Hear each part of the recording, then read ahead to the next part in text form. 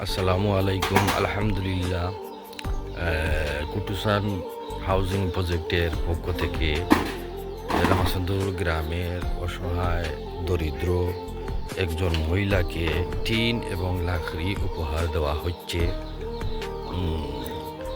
আমরা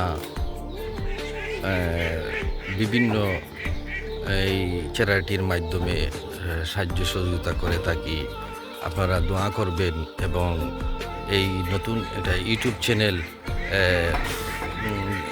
কুটুসান হাউজিং প্রজেক্টের নামে খোলা হচ্ছে। আপনারা বেশি বেশি করে শেয়ার এবং বেশি বেশি করে লাইক কমেন্ট দিবেন। এর বিনিময়ে আপনারা সদ্গাও পাবেন। আরও মানুষকে আমরা এ ধরনের ঘর এবং